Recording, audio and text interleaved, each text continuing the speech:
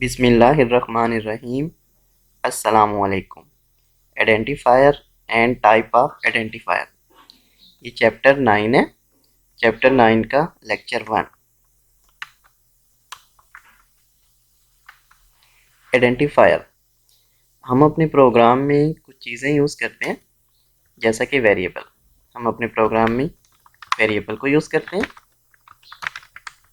ठीक है। हम अपने प्रोग्राम में फंक्शन को यूज़ करते हैं।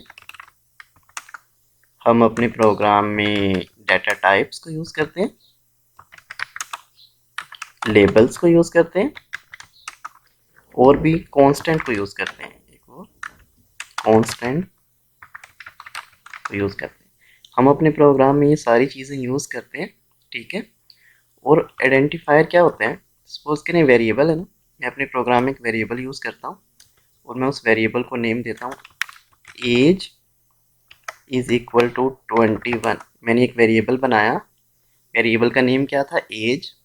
उसमें वैल्यू क्या दे दी? 21। तो जो आइडेंटिफायर है ना, आइडेंटिफायर नेम होता है जो कि हम किसी वेरिएबल को देते हैं, फंक्शन को देते हैं, डाटा टाइप को देते हैं, लेबल्स को देते हैं या कांस्टेंट को देते हैं। आइडेंटिफायर क्या होता है? वो नेम जो कि वेरिएबल को दिया जाता है, फंक्शन को दिया जाता है। अब मैंने एक वेरिएबल बनाया एज, इसमें जो एज है ना, ये है आइडेंटिफायर। क्यों? ये वेरिएबल का नेम है ना, ये जो एज है यहाँ पे, इसको हम क्या कहेंगे? ये क्या है हमारा? आइडेंटिफायर। अच्छा, ये जो एज है, इसको क्या कहेंगे हम? आइडेंटिफायर। ये आइडेंटिफायर क्यों कहलाएगा? क्योंकि ये नेम है, वेरिएबल का नेम है जो कि वेरिएबल को रिप्रेजेंट कर रहा है। इसी तरह अगर कोई मैं अपने प्रोग्राम में कोई फंक्शन बनाता हूँ और उस फंक्शन को कोई नेम देता हूँ, तो वो क्या कहलाएगा? वो भी आइडेंटिफायर होगा। डाटा टाइप्स होंगी, वो भी आइडेंटिफायर। लेबल्स को कोई नेम होगा, वो भी आइडेंटिफायर। कांस्टेंट का कोई नेम होगा, वो भी आइडेंटिफायर। आइडेंटिफायर मैक्सिमम 31 कैरेक्टर का हो सकता है, ठीक है। 31 कैरेक्टर का। इस चीज़ का मतलब क्या? मैंने एज वेरिएबल को नेम दिया एज का। अब इसमें कितने कैरेक्टर हैं? 3। ये मैक्सिमम कितने हो सकते हैं? ये मैक्सिमम 31 हो सकते हैं।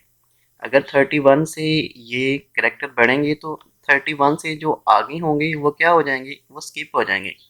सपोज करें एक आइडेंटिफायर का नेम है 33, उसमें 33 कैरेक्टर है, तो फर्स्ट जो 31 होंगे वो इंक्लूड हो जाएंगे, बाकी क्या हो जाएंगे? एक्सक्लूड हो जाएंगे, ठीक है। आगे आइडेंटिफायर की दो टाइप हैं, user defined identifier and standard identifier. अच्छा, जो स्टैंडर्ड आइडेंटिफायर होता है ना, वो ऐसे आइडेंटिफायर होते हैं जो उस लैंग्वेज में पहले से बने हो, जैसे कि सी लैंग्वेज है ना, ऐसे आइडेंटिफायर जो सी लैंग्वेज में पहले से बने हो और उनका कोई स्पेशल पर्पस हो और उनका कोई स्पेशल मीनिंग हो, ठीक है। जैसा कि प्रिंट एफ ये सी लैंग्वेज में पहले से बना हुआ है ना, इसलिए क्या कहलाएगा? Standard identifier. और ये क्या है? ये एक आउटपुट फंक्शन है। आउटपुट फंक्शन है, आउटपुट को प्रिंट करवाता है। इसी तरह स्कैन एफ क्या है? ये इनपुट फंक्शन है और ये भी क्या है? स्टैंडर्ड आइडेंटिफायर है। क्यों? क्योंकि सी लैंग्वेज में पहले से बना हुआ है।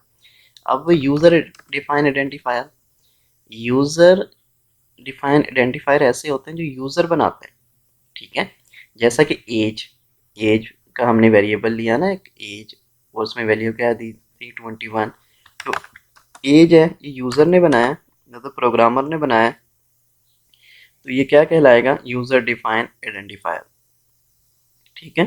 जैसे कि मार्क्स, ये भी यूज़र बनाएगा, यानी कि यूज़र ही हमने बनाया है, प्रोग्रामर ने बनाया है, तो ये भी क्या होगा? User define identifier. अब इनकी डेफिनेशन देखते हैं इनकी। Identifier. The identifier are the name used to represent a variable, constant, data types, function, and labels in program. An identifier in C language may consist of 31 characters. Identifier name should be short and descriptive. अच्छा, यहाँ पे ये दो बातें आएंगे। पहली कौन सी? Short. कि आइडेंटिफायर का जो नेम है वो क्या होना चाहिए? शॉर्ट होना चाहिए। और दूसरा डिस्क्रिप्टिव। तो शॉर्ट मतलब इसका वेरिएबल का जो हम नाम रखेंगे या फंक्शन का, हमें ये शॉर्ट होना चाहिए और डिस्क्रिप्टिव, यूज़र को समझ भी आना चाहिए। ये आपको मतलब ये समझ आना चाहिए कि किस पर्पज़ के लिए बनाया है। जैसे कि अगर मैं एक वेरिएबल बनाता हूँ उसमें एज स्टोर होनी है, तो उसमें वेरिएबल का नेम क्या रखूँ, एज।